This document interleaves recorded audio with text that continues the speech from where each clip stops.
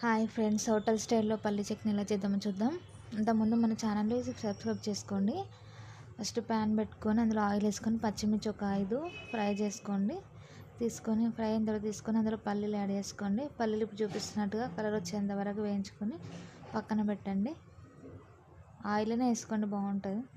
అదే ఆయిల్లో ఒక పెద్ద సైజు ఉల్లిగడ్డ వేసుకొని ఫ్రై చేసుకోండి. అందులో కొంచెం కరివేపాకు వేసుకొని లైట్గా ఫ్రై అయిన తర్వాతకి తీసుకొని మిక్సీ జార్లో యాడ్ చేసుకొని పల్లీలు, పచ్చిమిర్చి, ఉల్లిగడ్డ ఇట్లా యాడ్ చేసుకొని అందులో సాల్ట్, జీలకర్ర, కొంచెం కొత్తిమీర యాడ్ చేసుకొని మెత్తగా మిక్సీ వేసుకోండి.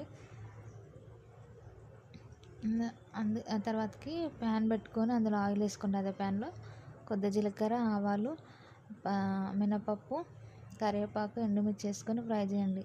ఆ పోపులోకి మనం మిక్సీ పట్టుకున్న చట్నీ యాడ్ చేసుకోండి. అంతే అండి, హోటల్ స్టైల్లో ఉంటుంది. చట్నీ చాలా బాగుంటుంది. ఇడ్లీ, దోశ దేనికైనా వాడుకోవచ్చు.